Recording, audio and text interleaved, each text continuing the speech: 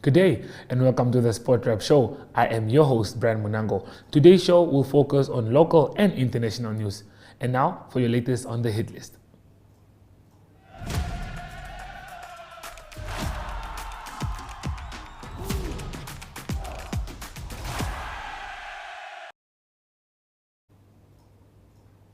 Swakopmund Uranium held the draw for the Intermines 2022 tournament at the Swakopmund recently.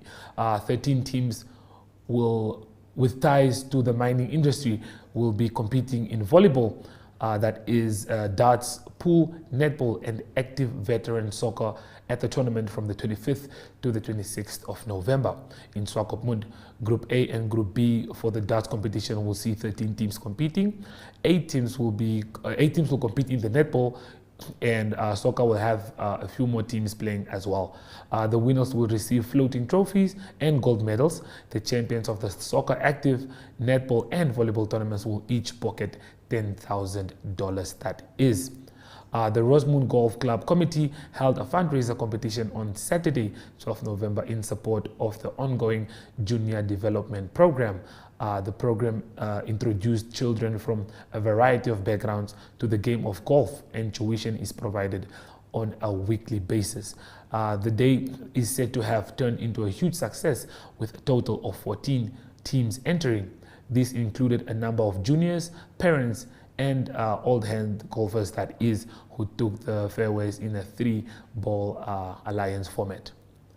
As a soccer player, you can hope to end the day play in leagues such as well as the Premier League. England represent a country at the World Cup. Lucky enough for Chamisho Peters, Mona Stern, and Marcus Adams, hard work paid off tenfold as they received recognition in their hard work and determination. Peters, also known as Sanchez, represented not only Jan Moore Secondary School but Namibia as well in the African Cup of Nations qualifier in Angola, Eswatini, respectively. The event took place in September. Sanchez said his passion for soccer was awakened at a young age, and he hopes to become a professional player or maybe even join a national team, the Brave Warriors, that is. Former Brave Warriors coach Ricardo Manetti, who assumed a role as African Stars Director, says his role is to make sure that the football club reaches higher heights on their quest to turn professional. Here is what he had to say. The term football director, I think everyone Googled it this week. To make sure, is it not the technical director? What is the job description? Etc. etc. But to wrap it up and to keep it short, is I was brought in to make sure that the direction that the board wants to take the club is in order. And that means all the structures, from the academy, when it comes to the commercial side, when it comes to the structures to make sure that professionalism is seen or carried out throughout the team. I want to mention also the fact that I'm not the technical director. Having said that, it means that I'm not going to dictate to the coach who to select. I'm not going to dictate halftime to the coach who to substitute. I think we need to understand that. I'm going to assess the progress of the first team. Yes, I'm going to assess the progress of the academy, who we are going to promote from the academy, the amount of players, etc., etc. So I just wanted to get that out of the way and also give the fans out there and everyone else clarity on that. On that point, I want to congratulate the coach on his first game, the first 3 points, which was very important to get out of the way, and also how he has put together the team. Remember when they started, I was not around, but he has put together a formidable team that is well experienced and also with a lot of youngsters in there, which I think it's a good combination for our local league. Having said that, I'll hand over to you guys to ask me any question concerning my duties, etc. at the club. Yes, Ricky. I think one of the most important things that we know or could be as a director is to link up the club with outside football clubs in terms of just trying to make sure that there is relationships outside this country. Yeah. I'm sure you're a man with many connections, you have been around. Have you thought of that, coming up and taking over this position? Yeah, I think that is what the board and especially the chairman, when we had our discussions, is to say that what does Maneti bring to the party? And it's that international appeal. Earlier I've mentioned to everyone that you have flagship teams in our region. You have your Sundowns, your Pedro in Angola, you have your Simba, Yanga in Tanzania, and we want African Stars to carry that same presence in the region firstly, and also on the continent. So it's going to be very important for us to have the right links, the right MOUs with specific clubs that can assist us in terms of our vision. And then also, we want to be seen as a club that contribute to the national team. So the type of players that we will sign and how we're going to prepare the players through the coach and his technical team is to answer the calls for the national team. And if it's not only for the national team, it should also be for the South African market, the Zambian market, and the African market, if not Europe, so that we are aligned with all those markets. And that means we should have a very strong scouting culture within the club. And those things are where I'm going to come in and make sure that it's aligned. So it's not for me to say, no, don't do that. The work ethic here is to work together and just make sure from my end that we are aligned to what we want to achieve in the region and in Africa. Maybe just looking at it, as the coach earlier mentioned, African Stars have a culture of winning. Yeah. The supporters demand, they believe, they want this and that. But now, as you were brought in and as the technical director, as you are saying, to assess from the development. Yes. Have you been given the freedom to not dictate to the coach, but to scout any player you want that you recommend to the coach, or how things should be done from the youth team to the senior team? So the idea is to have, and we currently have Andrew that's in charge of our scouting.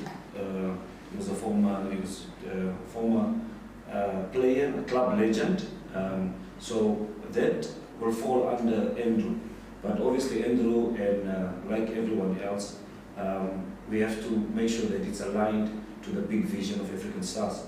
So I will play a role in it and make sure that the alignment is accordingly. So Andrew will be in charge of that. But as far as presenting a player to the coach, I think that's obvious, that's normal. The coach would appreciate anyone if Hezron can bring Lionel Messi to the coach. The coach will not say, no, you are not a scout of African Stars. You get my point. It's all about being open-minded and say that, oh, here's quality brought to me and I'm going to be open-minded about it and accept it. So please feel free for the fans, everyone, if you've seen a player in the regions, at a specific tournament, whatever, please come through, feel free to speak to us, and we'll present it to the coach. He's the one that will make the final call in terms of his team, whether that player will be accommodated within the team. Our job is to assess the situation afterwards and make sure that, like I said, that word, that everything is aligned accordingly.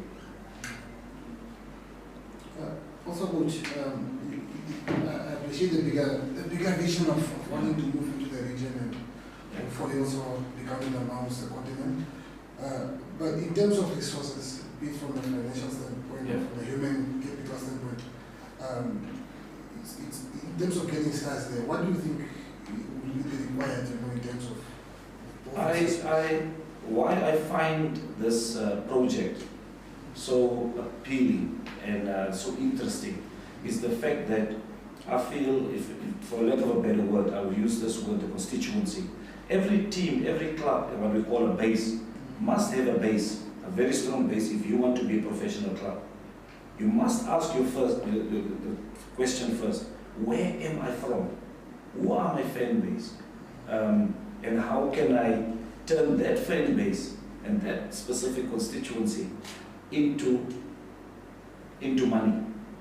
So if you look at African Stars with the amount of fans that we have, I think the next thing would be to say that, all right, to satisfy this need of dominance locally and in the region, do we have the fan base for it?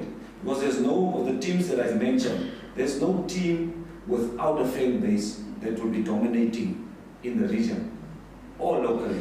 And we have that tick to say that we have a big enough, a strong enough, and actively involved fan base of African Stars that we can now say we can turn it into that commercial wing that will speak to the board and say, now we are armed financially to expand and to make the club even bigger than what it is at the moment.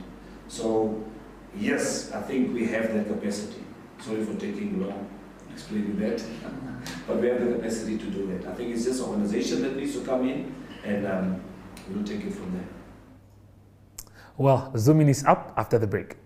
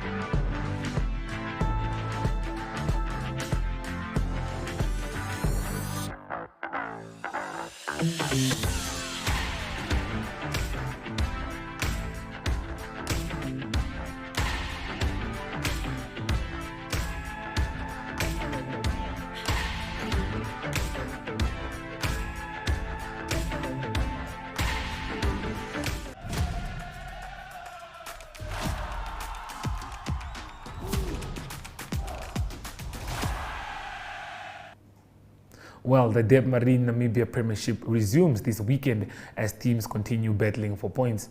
African Stars and Tura Magic's match in Windhoek will be the center of attraction as the two teams face off at the Unam Stadium on Saturday at 4 o'clock. That is, Stars coach Melvin Bakera said the team is ready to give Tura Magic a tough time. The official preview will be tomorrow for all the league games, so you guys should stay tuned tomorrow. Well, after the break, we have the FIFA World Cup in Qatar that is about to kick off in 3 days. We will catch up with the legendary Chalo Chainda to speak about the global tournament and prospects. Enjoy.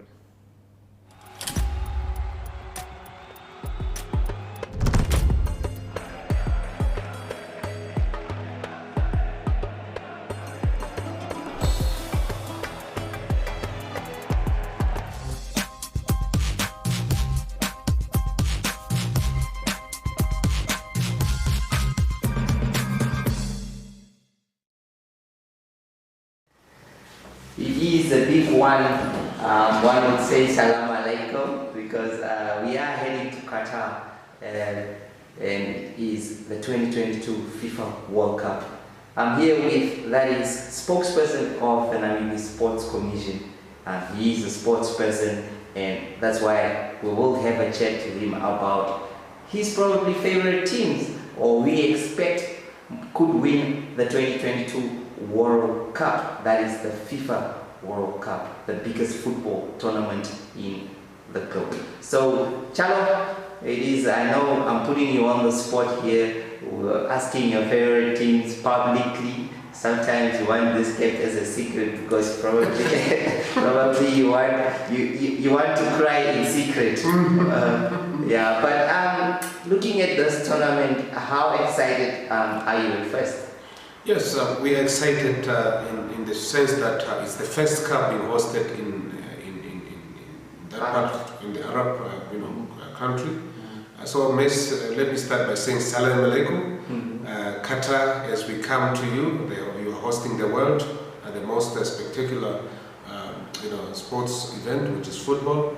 And we are excited as football fanatics across the globe, and Namibia will be joining the rest of the world watching. We'll be glued to those television sets and support our favorite teams. But of course, for me, my first take will be on the African teams, of course. Ghana, having the experience shown there, they have the right team. They can really go a fire extra mile. We talk of Senegal, Sadio Mane. These are guys who really have tested. You are already at the international level. And I must say, sometimes as Africans, we disappoint with the first matches. We really want to see African team progressing into the quarterfinals of the World Cup, because we really have to have that look and feel. I want to look at countries like Senegal doing very well. I think they have a young team. They can go an extra mile and make Africa proud. We are just, Qatar is just very close to Africa here and close to home. Yeah. So the climatic conditions may be very close and similar. So we expect our teams really to shine and to do well, at least to progress to the next rounds. Not to forget the Indomitable Lions, which is Cameroon as well. I mean, it's a team that is also a force. Oh yes, in fact, I'm keeping it just there because on the African continent here, my blood is really rooted for Cameroon. I'm coming a long way with Cameroon, looking at the legends Samuel Eto'o, all these guys, Mboma, who are playing for Cameroon then. So you can see there's a great history into the leadership of Cameroon. And Cameroon have done very well. Being led by President Samuel Eto'o, you can see that there is inspiration that the team is drawing out from this leadership. So a great leadership that Samuel Eto'o is providing to the entire team. So really, we look forward and we will be rallying behind you, African teams, Cameroon, Senegal, Tunisia, and Morocco. Definitely, we wish you all the best for Africa to really make a name and a place into the World Cup. Time has come for Africa not to be only participants. Yes. We want to see Africans. You're already at that level in football. Most of these guys are playing at English Premier League, so you have the experience. Some of them are playing in the French League, some of them are playing in the Spanish League. There's no excuse for us not to make better. And we are at that level. Combined with the local guys, they should draw inspiration from the big guys and really make Africa proud at these events. Yeah. So in terms of the European teams, we have the likes of England, we have France, we have Spain, we have the Portugals. Unfortunately, Italy will be missing out this time around. So the European nations, who do you think probably has the best or better chance? Or who will you root for if you were to root for a European nation? Well, let's take it and face it the reality. The European countries are the powerhouse in football in terms of the performance and the number of times that some of these countries have won the World Cup. So you look at countries like Germany, you can't take them off. They've got a very young, good team. The teams, these guys are playing, some of them in Barcelona, some of them are playing in Spain. There are some of them playing for bigger teams within, the Bundesliga. Bayern Munich, putting some of the names there. We have Lewandowski, who is now playing for Barcelona. So you can see that this team is really a team that can give the run for your money. You look at the country like France. Obviously, the cream of crop, and I always root for France because there's always that African flag in the French team, So France is a team to look for. They can give you surprises. They've done very well in the previous World Cup. So they are going to give a run for your money. You can't write off Spain. They have one of the best leagues. Yeah. So Spain can be a very good country to look for. Of course, Portugal we are looking for Portugal to perform very well. Probably Cristiano Ronaldo's last World Cup. Yes, he's losing the touch there, getting aging, but he's still a person at that level. You know, Cristiano will give you a surprise at any time. Given a very good day for him, he can always perform. So there's definitely something, but you cannot forget about the Brazilians. Yes. Brazil have just built a team, and there's hunger in Brazil. I think quite a long time now they haven't won the World Cup. Their last performance with 2002. yes, when their last World Cup there, that was not a very good one for Germany. Losing with that margin, I think we expected Brazil to do very well, but they have a young team now. They have a very good coach, so I think Brazil will give the rest of the other countries a run for their money. Argentina, Lionel Messi, there's still an outstanding achievement that we want to see from him, being one of the best players in the world. We really expect him to shine and to lead the Argentinian team so that at least they can, for the first time, maybe get the World Cup for Argentina. And then he can retire with a World Cup for Messi. Then he can complete and say, God, at this stage, I still believe he's still Maradona there, he's still Pele. So Messi. So these guys won World Cups. Yes, prove us there. You are one of the best players in the world, but we still. That medal is still missing there, so it's an opportunity for you. Thank you so much. Great.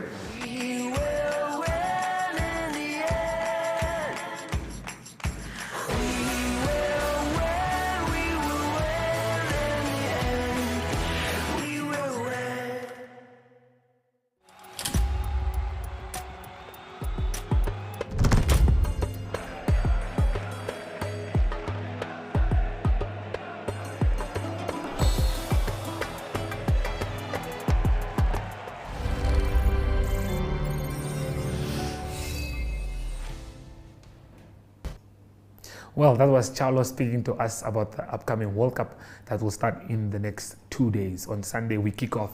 Well, up next is international news. Unfortunately, Ari is not with us today, but yeah, we do move on, as they say. Stay tuned.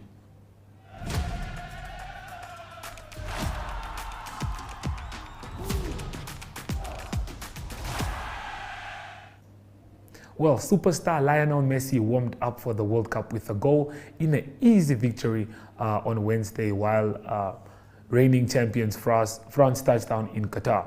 Messi has a sack full of trophies, but the tournament in Qatar is likely to be his final chance to equal the achievement of fellow Argentine great Diego Maradona, a winner in 1986.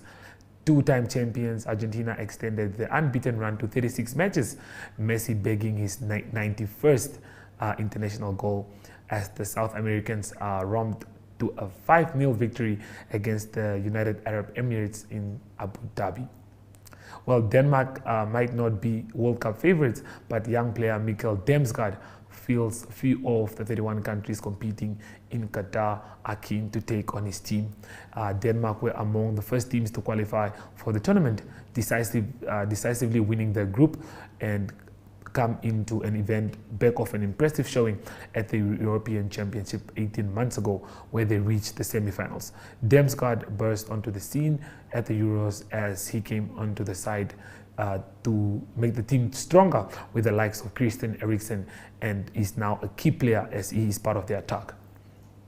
Springbok newcomer Manie Libbok has hinted that the World Championship will continue with the more adventurous approach they employed against France when they face Italy in Genoa on Saturday afternoon.